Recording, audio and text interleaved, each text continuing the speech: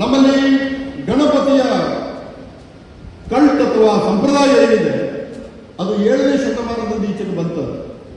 ಇಡಗುಂಜಿ, ಆನೆಗುಡ್ಡ ಗಣಪತಿ, ಮಧೂರು ಗಣಪತಿ ಇವೆಲ್ಲ 7ನೇ ಶತಮಾನದ ಈಚಿನ ಕಥೆಗಳು.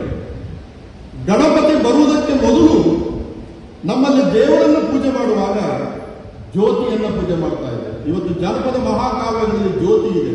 ಮನೆ ಒಳಗಣ ಜ್ಯೋತಿ, ಮನೆ ಹೊರಗಣ ಜ್ಯೋತಿ. ಈ ಪದ್ಯ ಇದೆಯಲ್ಲ, ಇದು ಎನ್ಲೈಟನ್ಮೆಂಟ್ ಅಥವಾ ಬೌದ್ಧ ಧರ್ಮದಿಂದ ಬಂದಿದೆ. ಇದರ ವಿವರಕ್ಕೆ ಹೋಗುವುದಿಲ್ಲ ನಾವು. ಆದರೆ ಕರ್ನಾಟಕ ಸಂಸ್ಕೃತಿ ಎಂಬುದು ಬೌದ್ಧ ಧರ್ಮದ ಮೂಲ ಗುಣವನ್ನು ಆಂತರ್ಯದಲ್ಲಿ ಉಳಿಸಿಕೊಂಡು ಬೆಳೆದಿದೆ.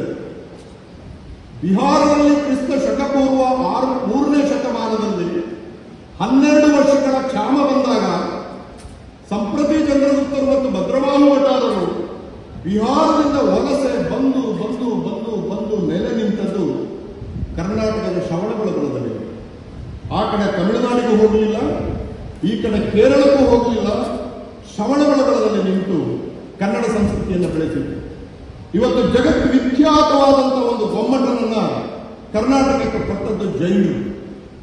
ಕನ್ನಡ ಸಾಹಿತ್ಯ ಪಂಪ, ಪೊನ್ನ, ರನ್ನ, ಜನ್ನ, ರತ್ನಾಕರ ವರ್ಣಿ, ಕನ್ನಡಕ್ಕೆ ಮೊದಲ ಗ್ರಾಮರ್ ಪುಸ್ತಕವನ್ನು ಕೊಟ್ಟಂತಹ ಕೇಶಿರಾಜನ ಶಬ್ದಮಣಿ ದರ್ಪಣ ಎಲ್ಲವೂ ಜೈನರಿಂದ ರಚಿತವಾದದ್ದು.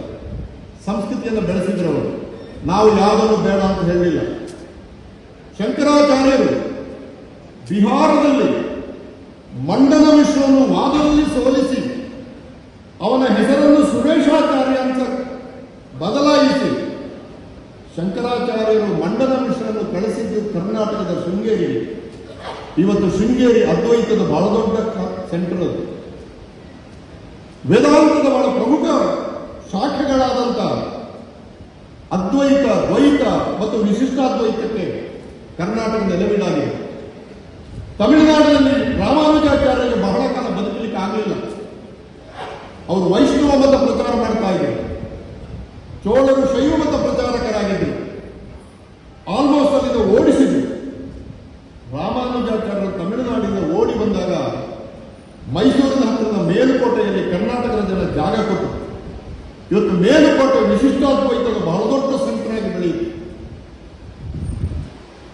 ಟರ್ಕಿಯ ಸುಲ್ತಾನನ ಕೊನೆಯ ಮಗ ಅಪ್ಪನಿಂದ ಹೊರಹಾಕಲ್ಪಟ್ಟಾಗ ಅಲ್ಲಿಂದ ಓಡಿ ಬಂದು ಗುಜರಾತಿಗೆ ಬಂದು ದೆಹಲಿಗೆ ಹೋಗಿ ತುಘಲಕನ ಮಾತು ಕೇಳಿ ಔರಂಗಾಬಾದ್ಗೆ ಬಂದು ಅಲ್ಲಿಯೂ ನಿಲ್ಲಿಕ್ಕಾಗದೆ ಟರ್ಕಿ ಸುಲ್ತಾನನ ಕೊನೆಯ ಮಗ ಜಾಫರ್ ಖಾನ್ ಬಂದು ನಿಂತದ್ದು ನಮ್ಮ ಬಿಜಾಪುರದಲ್ಲಿ.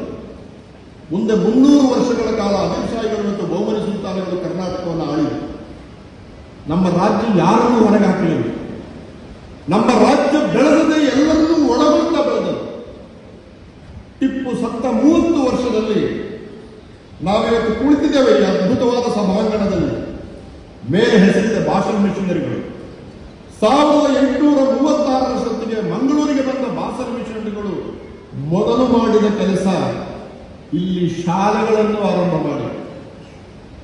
ಇವತ್ತು ಚರ್ಚ್ಗೆ ಕಲ್ಲು ಹೊಡೆಯುವವರಿಗೆ ಇದೇ ಚರ್ಚಿನ ಜನಗಳು ನನ್ನ ಅಜ್ಜಂದರಿಗೆ ಅಕ್ಷರ ಹೇಳಿಕೊಟ್ಟಿದ್ದಾರೆ ಎಂಬ ಒಂದು ಸಣ್ಣ ನೈತಿಕ ಪ್ರಜ್ಞೆಯಾದರೂ ಇದ್ದಿದ್ರೆ ಇವತ್ತು ಈ ದೇಶ ಯಾಸಿನ್ ಮಲ್ಕ್ ಅವರು ಹೇಳಿದ ಹಂತಕ್ಕೆ ಬರ್ತಿರಲಿಲ್ಲ. ಅಕ್ಷರ ಹೇಳಿಕೊಟ್ರು.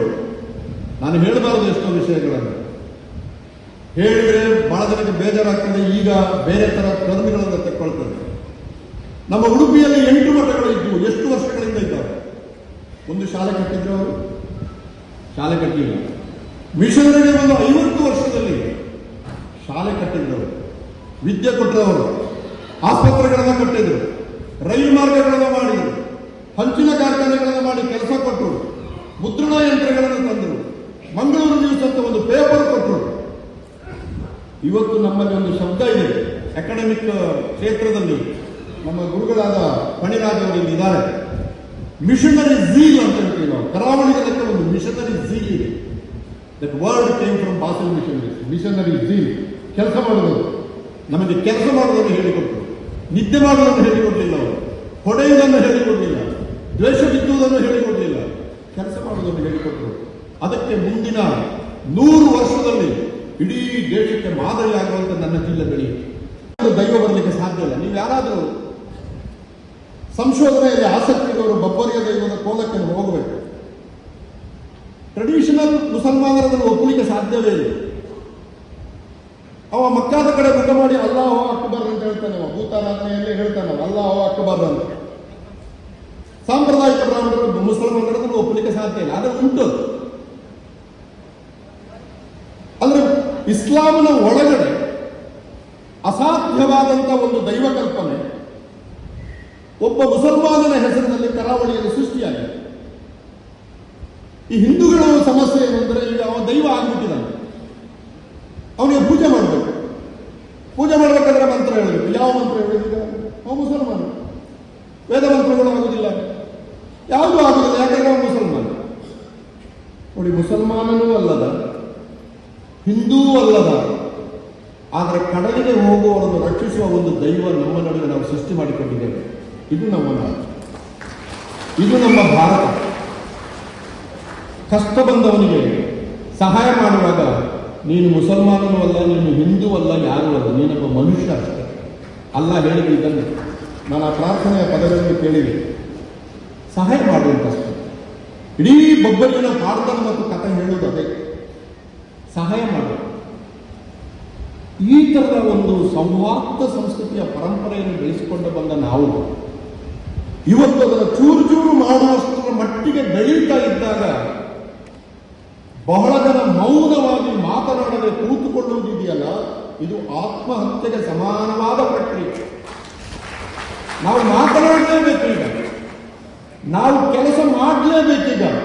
ಹೊಸನೆತ್ತ ರುಕ್ಕುಕ್ಕಿ ಆರಿ ಹೋಗುವ ಮುನ್ನ, ಹರೆಯದೇ ಮಾಂತ್ರಿಕನ ಮಾಟ ಮಸಳುವ ಮುನ್ನ, ಉತ್ಸಾಹ ಸಾಹಸದ ಉತ್ತುಂಗ ವೀಚಿಗಳ ಈ ಕ್ಷುಬ್ಧ ಸಾಗರವು ಬತ್ತಿ ಹೋಗುವ ಮುನ್ನ ಕಟ್ಟುವೆವು ನಾವು ಹೊಸ ನಾಡೊಂದನ್ನು, ರಸದ ಜೀವನವನ್ನು. ಇದನ್ನು ನಮಗೆ ಕಟ್ಟಲಿಕ್ಕೆ ಸಾಧ್ಯ ಆದರೆ ಮಾತ್ರ ನಮ್ಮ ನಾಡಿನ ಭವಿಷ್ಯ, ನಮ್ಮ ಮಕ್ಕಳ ಭವಿಷ್ಯ ಭದ್ರವಾಗಿರುತ್ತದೆ.